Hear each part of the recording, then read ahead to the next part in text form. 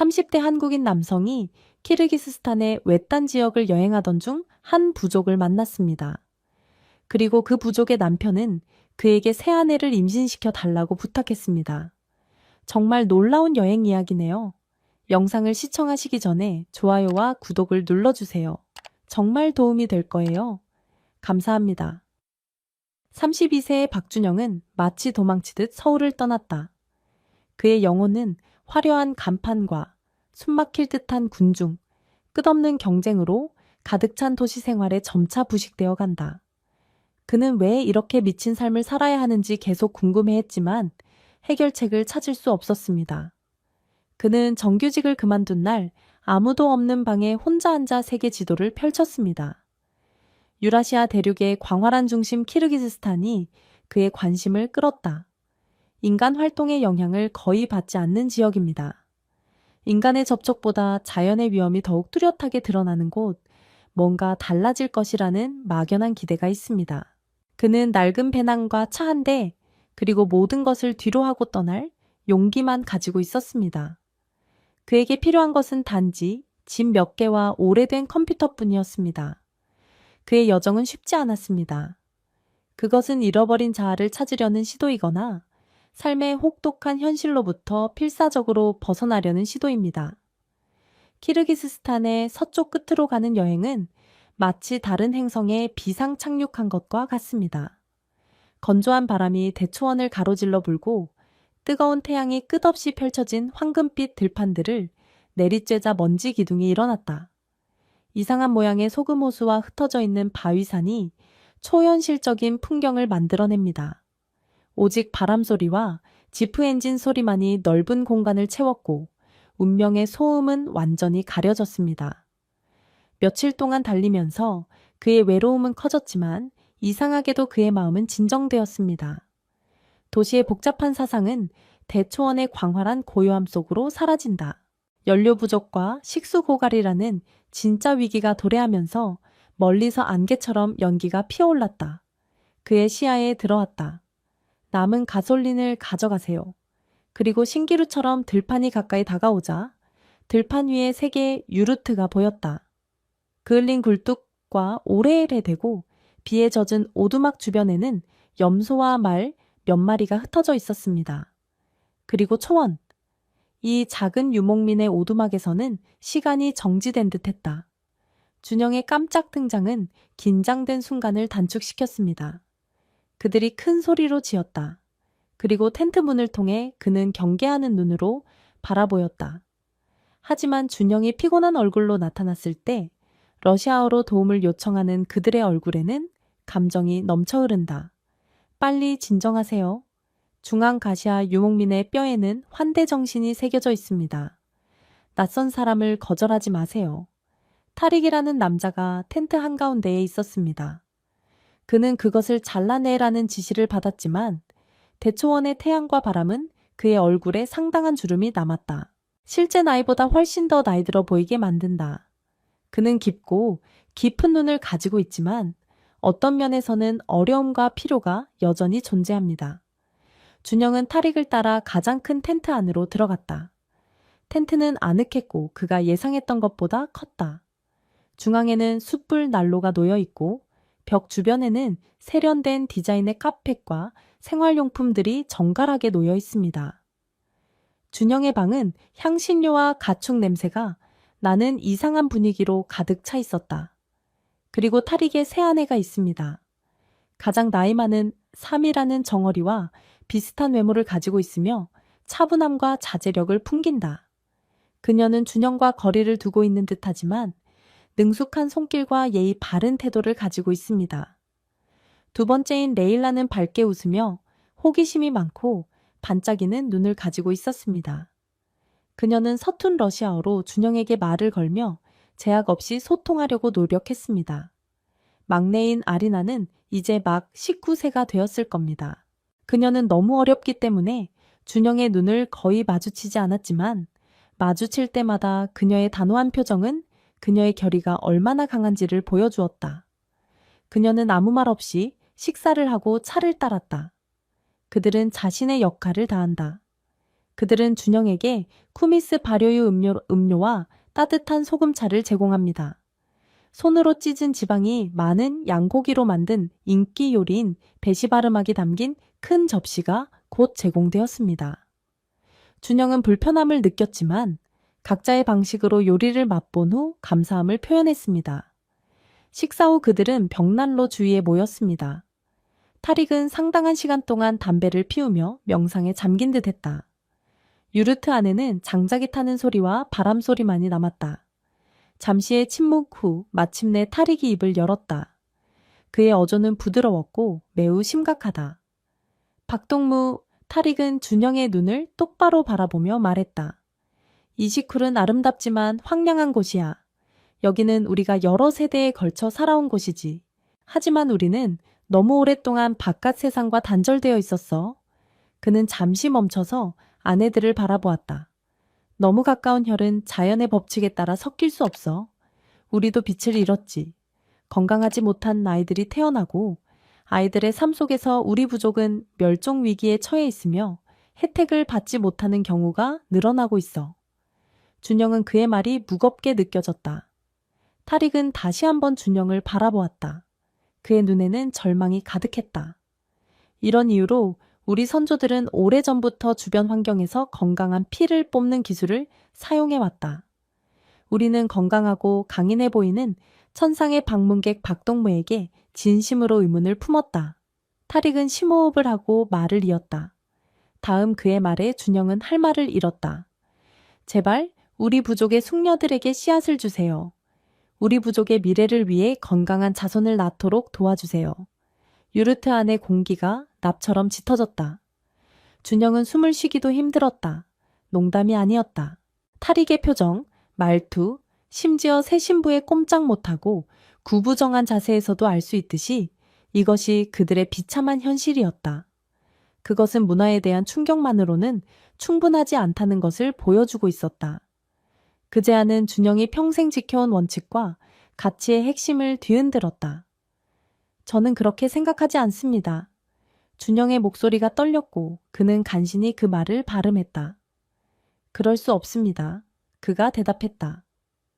우리 마을에서는 임신을 위해 아내를 다른 남자에게 빌려주는 건 상상도 할 수 없는 일입니다. 죄송합니다. 진심으로 사과드립니다. 타릭의 표정이 슬픔과 낙담으로 바뀌었지만 그는 쉽게 포기하지 않았다. 이것은 단순한 거래나 목표가 아니었다. 우리 공동체에게는 생존의 문제였습니다. 비록 당신들에게는 부도덕하게 들릴지 몰라도 우리에게는 세대를 잇는 유일한 기회였습니다. 그는 진지하게 덧붙였다. 내가 임신만 할 수 있다면 그 은혜는 평생 지속되지 않을까요? 그럼에도 사미라, 레일라, 아리나는 침묵을 지켰습니다. 그는 그들의 떨리는 속눈썹과 꼭 닫은 입술에서 복잡한 감정을 느낄 수 있었습니다. 준영은 참았고 그 감정에 맞설 수 없었습니다. 그는 다시 한번 단호하게 거절 의사를 밝혔습니다. 진심으로 사과드립니다. 다른 도움이 필요하시면 도와드리겠습니다. 하지만 이 부탁은 들어줄 수 없습니다. 그날 밤 준영은 차가운 밤 공기가 스며드는 유르트 구석에서 눈을 크게 뜬 채로 있었습니다. 그의 머릿속은 밤새도록 온갖 생각으로 가득 찼습니다. 무엇이 옳은 걸까요? 낯선 문화의 절박한 상황을 무시하는 것이 타당한 걸까요? 아니면 자신의 도덕관을 강요하는 것이 타당한 걸까요? 마치 폭풍처럼 답 없는 질문들이 그의 머릿속을 스쳐 지나갔습니다. 준영은 다음날 아침 최대한 빨리 아우를 떠나려고 했지만 상황이 순조롭지 않았다. 타릭의 지프타이어 하나가 밤새도록 펑크가 났고 설상가상으로 하늘은 찌푸린 얼굴로 당장이라도 비가 올 것 같았다. 타릭은 직접 타이어를 고치고 날씨가 좋아질 때까지 며칠 더 머무르는 것이 하늘의 뜻이라고 주장했다. 준영은 자신의 별명에 숨겨진 의미를 깨달았지만 그 외에는 할 수 있는 일이 없었다. 며칠 더 불안하고 초조한 동거 생활이 이어졌다. 준영은 그곳에서 지내야 하는 동안 유목민들의 생활 방식에 더욱 주의를 기울였다. 해지기 전 동인들은 일어나 광활한 초원을 가로질러 양을 도살하고 가축을 몰기 시작했다. 사람들을 돌보는 것은 정말 고된 일이었다. 음식은 지루했고 물은 부족했습니다. 하지만 그들은 불평하지 않았습니다. 오히려 자연의 법칙에 따라 평화로운 삶을 살았습니다. 준영은 새 아내의 강인함에 특히 마음이 아팠습니다. 3일하는 수입이 적었음에도 불구하고 유르트의 안팎을 깨끗하게 관리하고 동물들의 건강을 꼼꼼히 살폈습니다. 차분한 태도에도 불구하고 그녀의 행동은 어른으로서의 성숙함과 위엄을 보여주었습니다. 사미라와 레일라가 눈을 마주칠 때마다 준영은 레일라의 깊은 눈에서 절망과 체념, 그리고 알 수 없는 무언가를 읽을 수 있었습니다. 힘든 일에도 레일라는 웃음을 멈추지 않았습니다. 그녀는 준영에게 유목 생활의 작은 기쁨을 가르쳐 주려고 했었고, 키르기즈 전통 가락을 흥얼거렸으며 약한 러시아어로 그에게 말을 걸었습니다. 그녀의 밝은 모습 뒤에는 더 깊은 걱정이 숨겨져 있을 거라고 생각했습니다. 겸손한 성격에도 불구하고 아리나는 놀라운 솜씨를 보여주었습니다. 가죽이나 약물을 이용해 펠트를 만들었습니다. 그는 정원 가꾸기에 온 신경을 쏟았고 가끔은 초원 곳곳에 흩어져 있는 약초를 파내고 가지치기도 했습니다. 준영은 그가 작은 상처를 입을 때마다 말 없이 다가가 약초를 주었습니다. 준영은 그녀의 수줍은 관대함에 마음이 따뜻해졌습니다. 하지만 준영은 불편하게도 그들의 일을 돕기 위해 뒤에 남았습니다. 옷을 나르거나 장작을 패는 것과 같은 단순한 일들이 그와 새 아내를 시간이 지남에 따라 더욱 가깝게 만들었습니다. 서로 다른 언어를 사용했음에도 불구하고 그들은 서로 눈빛을 교환하고 땀을 흘리며 미묘한 유대감을 형성했습니다. 하지만 준영의 마음은 그럴수록 더 무거워졌습니다. 그들의 강인함과 순수함에 대해 더 많이 알게 될수록 그의 혼란과 타릭의 제안의 잔혹함은 더욱 커졌습니다. 그동안 타릭의 건강은 급격히 악화되었습니다. 그는 기침을 더 자주 하기 시작했고 이제는 호흡 곤란을 겪는 것처럼 보였습니다. 그의 몸은 눈에 띄게 작아졌고 얼굴은 창백해졌습니다. 그는 더 이상 자신의 병을 숨기려 하지 않았습니다. 어느 날 밤 심한 기침을 한 후 타릭은 유르트 바닥에 흩어져 있는 조상제가 만들어낸 죽음의 그림자를 보았습니다. 지친 타릭은 준영에게 함께 가자고 손짓했다. 그는 거의 속삭이듯 말했다. 박동무, 시간이 얼마 남지 않았다는 걸 알고 있잖아. 그는 심호흡을 하며 말을 이었다. 내 패배가 거의 끝나가고 있어. 계단에 부는 강한 바람 때문에 숨쉬기가 힘들어. 준영은 말을 할 수 없었다. 타릭은 준영의 손을 꽉 잡았다. 그의 손에는 뜨거운 불덩어리가 들려 있었다. 내가 죽으면 이 불쌍한 여자들은 어떻게 될까? 자식 없는 젊은 과부들은 이 혹독한 나라에서 살아남기 힘들다. 내가 건강하다면 그들에게 삶과 미래를 줄 수 있어. 설령 내 피가 아니더라도 아내 품에 안긴 아이를 보면 편히 잠들 수 있을 거야. 타릭의 눈에는 뜨거운 눈물이 고였다. 그것은 한 남자의 마지막 부탁이자 남겨질 가족에 대한 간청이었다. 준영은 그의 손을 뿌리칠 수밖에 없었다. 그때 사미라가 준영 앞에 나타났다. 그녀는 준영의 눈을 똑바로 바라보며 떨리는 목소리로 말했다. 우리는 오랜 준비의 역사를 가지고 있다. 이것이 우리의 운명이라면 받아들여야 한다. 우리의 의지는 타릭의 의지다. 당신을 통해 임신하지 못하면 살아남지 못할지도 모른다. 아리나와 레일라는 둘 다 울면서 말없이 고개를 끄덕였다. 슬픔, 체념, 공포, 그리고 준영이라는 신비로운 낯선 사람에게 미래를 맡겨야 한다는 절박함이 그들의 눈에 뒤섞여 있었다. 준영은 마치 거대한 운명의 소용돌이에 휩싸인 것처럼 무력감을 느꼈다. 준영과 그의 새 아내가 그를 지켜보는 가운데 타릭은 며칠 후 조용히 세상을 떠났다. 그의 마지막 미소는 마치 오랫동안 품고 있던 거대한 짐을 내려놓은 듯 이상하리만치 고요했다. 그의 표정은 억눌린 듯했다. 오직 초원의 바람소리와 새 여인의 슬픈 울음소리만이 유르트를 채웠다. 키르기스스탄의 관습에 따라 겸손하면서도 엄숙한 장례식이 치러졌고 준영은 이 모든 사건을 불편한 애도자이자 상충되는 감정을 지닌 증인으로 여겼다. 준영의 불가피한 결정은 탈익의 죽음으로 더욱 중요해졌습니다. 탈익이 세상을 떠난 후 아울은 며칠 동안 침묵 속에 깊은 슬픔에 잠겼습니다. 준영은 새 여자와 단둘이 시간을 보냈지만 그의 내면은 여전히 격렬한 갈등에 휩싸여 있었습니다. 자신의 깊이 뿌리박힌 원칙, 산자의 절박한 현실, 그리고 죽어가는 자의 마지막 소원. 최선을 다했지만 그는 관계를 찾을 수 없었습니다. 완전히 낯선 사람이 그들의 삶과 운명에 그토록 큰 영향을 미치는 것이 과연 타당한 일일까요? 아이를 갖는 것이 그들을 도울 수 있는 유일한 방법일까요? 다른 길은 없을까요? 수많은 의문이 들었지만 명확한 답을 내릴 수 없었습니다. 결국 준영은 떠나기로 결심했습니다. 감당하기 너무 무거운 운명과 책임에서 도망치는 것일지도 모른다고 생각했지만 당분간은 이것이 그의 유일한 선택처럼 보였습니다. 후회와 갈등하는 감정 속에서 그는 사미라에게 작별 인사를 하고 음식과 약, 그리고 그가 가지고 있던 현금을 건넸다. 진심으로 사과드립니다. 스스로 찾아보세요. 그는 잠긴 어조로 말했다. 사미라는 침묵 속에서 그 말을 받아들였다. 그녀의 눈에는 죄책감이나 증오가 담겨 있지 않았다. 체념과 깊은 슬픔으로 가득 차 있었다. 레일라가 미소를 지으려 하자 아리나는 고개를 들 수 없었지만 눈은 눈물로 붉게 충혈되어 있었다. 준영은 묵직하게 발을 내딛고 지프에 올라탔다. 백미러로 유르트 앞에 서 있는 세 여자와 점점 작아지는 유레오트의 실내를 바라보는 준영의 가슴은 연민과 수치심으로 찢어지는 듯했다. 그는 마음의 한 조각을 그곳에 버리는 듯했다. 이시쿨의 주요 도시인 비슈케크로 가는 길은 부자연스러울 정도로 길고 황량하게 느껴졌다. 차를 몰고 가는 내내 준영은 세 여자의 얼굴에서 눈을 뗄 수 없었다. 슬픔을 감추려 애쓰는 눈빛, 마지막 침묵, 그리고 그 힘 속에 감춰진 나약함. 그는 자신이 옳은 선택을 한 건지 아니면 너무 빨리 그들의 삶에서 도망친 건 아닌지 끊임없이 자문했다. 계단 위의 험준한 풍경은 더 이상 눈길도 주지 않았다.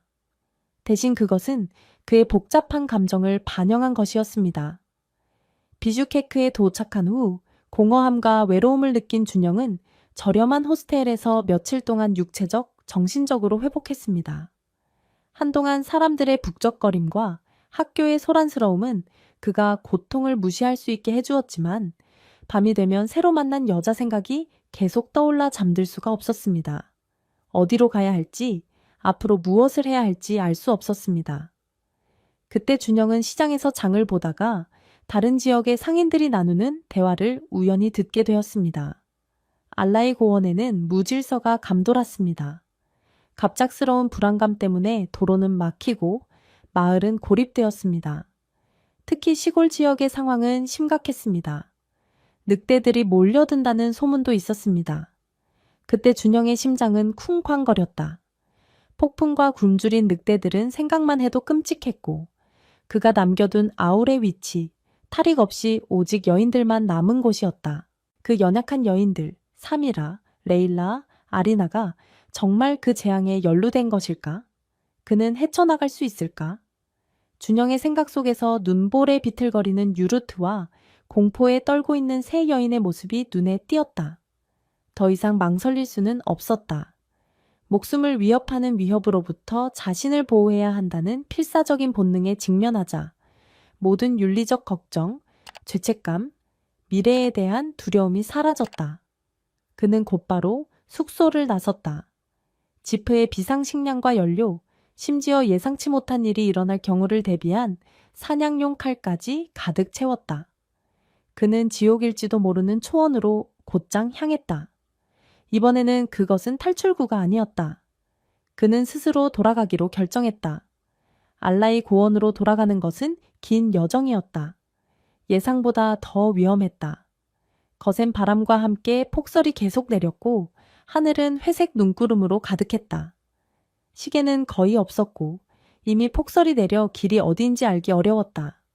눈 속에 지프가 있었다. 준영은 삽으로 눈을 파고 여러 번 전진하며 하강을 반복해야 했다. 방한복을 찢어내는 듯한 야만적인 추위가 들어오자 손발의 감각이 서서히 사라졌다. 그는 한 치 앞도 보이지 않는 눈보라 속에서도 간신히 버틸 수 있었다. 바로 새 여자를 구해야 한다는 생각뿐이었다. 준영은 며칠 밤낮으로 쉴 새 없이 조깅을 한 끝에 마침내 그 유명한 아울 근처에 다다랐다. 하지만 눈앞에 펼쳐진 광경은 끔찍했다.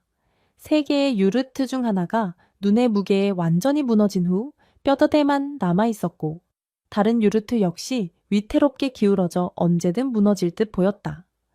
손상되지 않아 보이는 나머지 유르트는 주변에 눈에 뒤덮여 있었고, 세 여자는 필사적으로 눈을 치우고 있었다.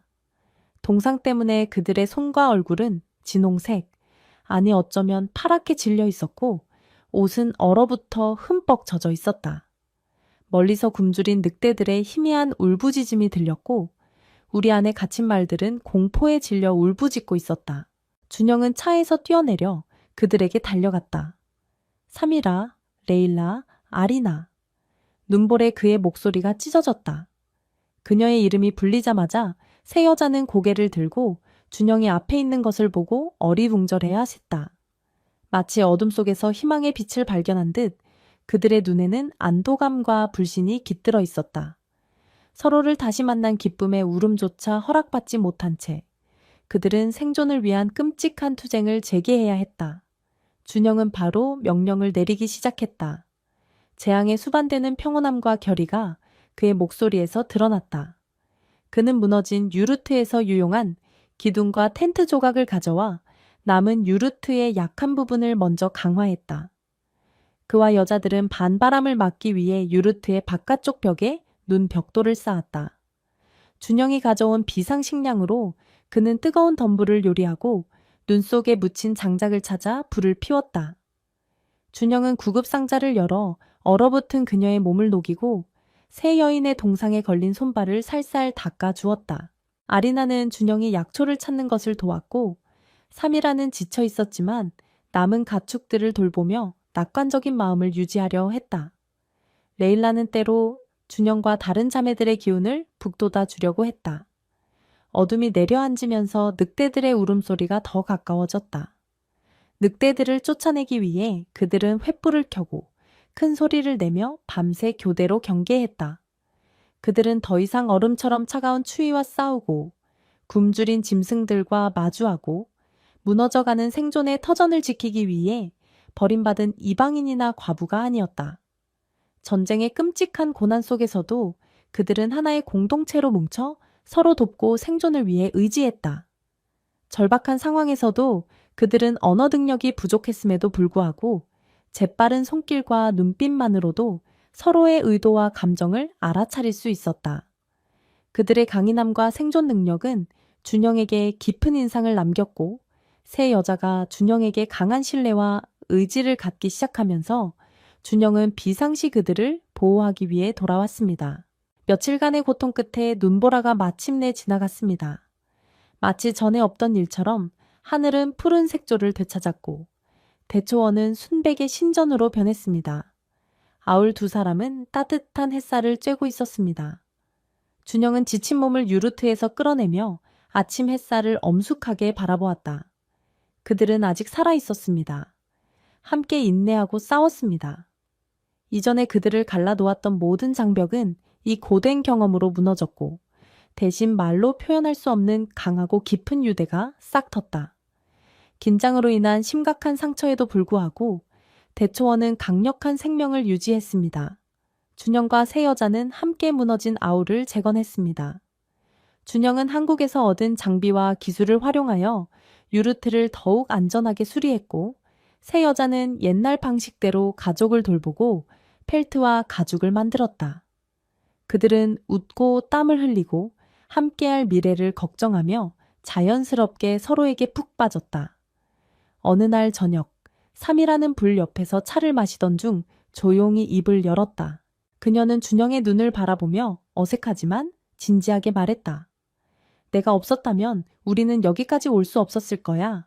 준영, 고마워. 정말 고마워.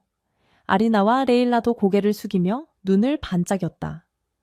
그들의 진심 어린 감사는 준영이 더 이상 이곳에서 자신의 미래를 떼어놓을 수 없다는 것을 깨닫게 했다.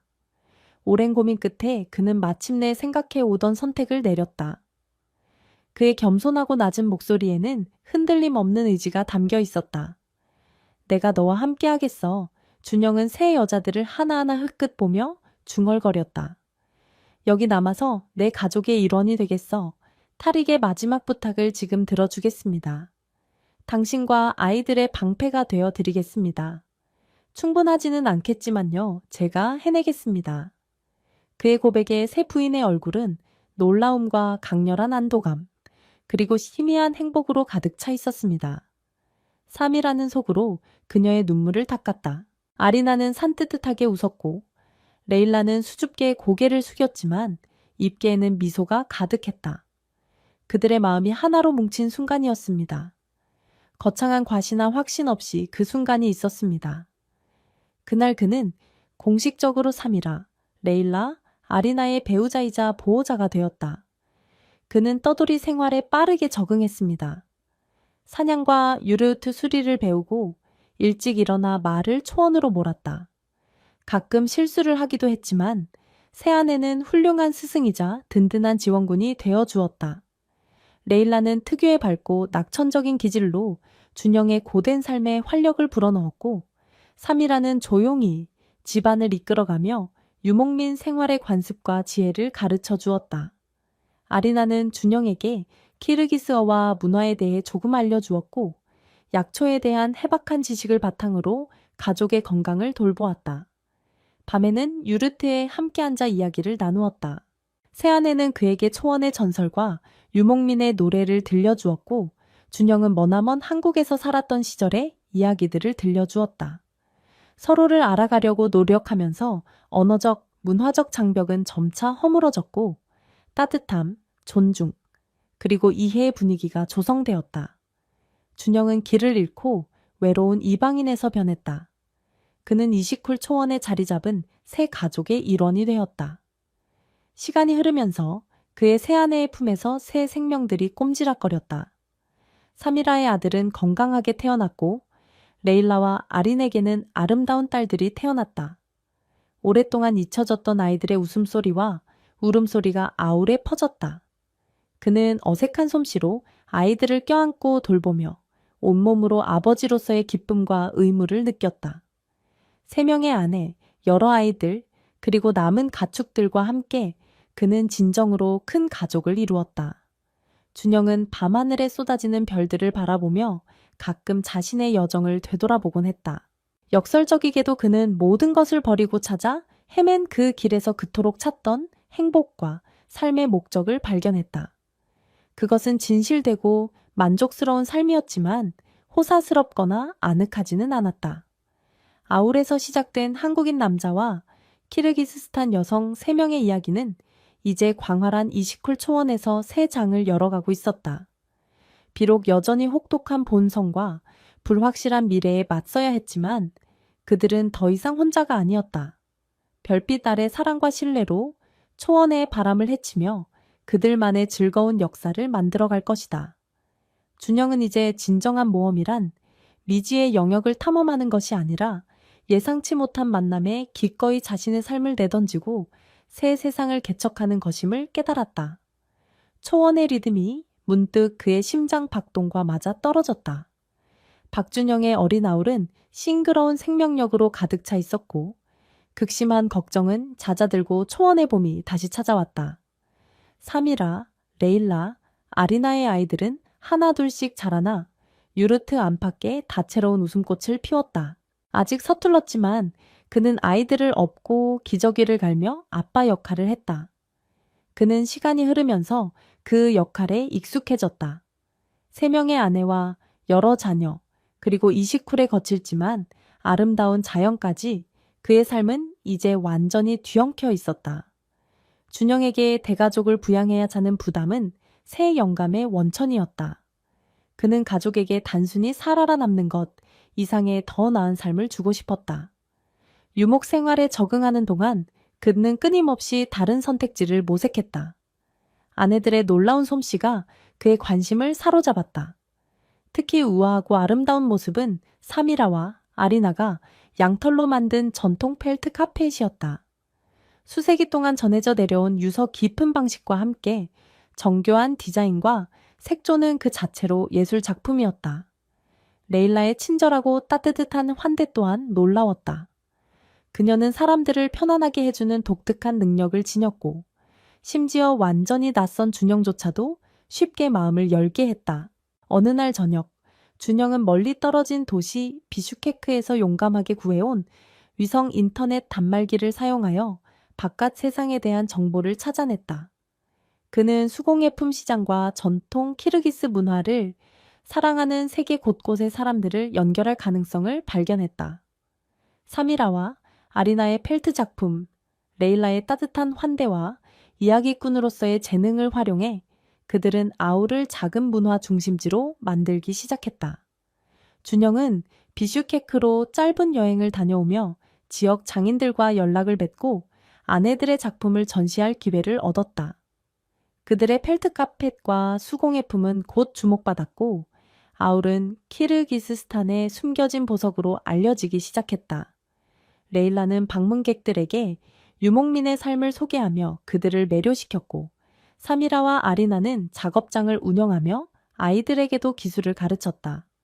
준영은 가족의 생계를 책임지며 동시에 아우를 지속 가능한 공동체로 키워나갔다. 그들의 이야기는 초원을 넘어 퍼져나갔다. 한때 멸종 위기에 처했던 부족은 이제 새 생명과 희망으로 가득 찼다. 준영과 그의 가족은 단순히 살아남은 것을 넘어 사랑과 협력으로 새로운 역사를 써 내려갔다. 박준영과 사미라, 레일라, 아리나의 이야기는 이제 이시쿨 초원의 전설이 되었다. 그들은 혹독한 자연과 싸우며 서로의 손을 놓지 않고 낯선 이방인과 유목민 여성들이 함께 만든 기적을 증명했다. 이 영상을 사랑해 주셔서 진심으로 감사드립니다. 채널에 좋아요를 누르고 공유하며 구독으로 저희를 응원해 주세요. 여러분의 뜨거운 지지가 더 많은 감동적인 이야기를 전할 수 있는 원동력이 됩니다. 감사합니다.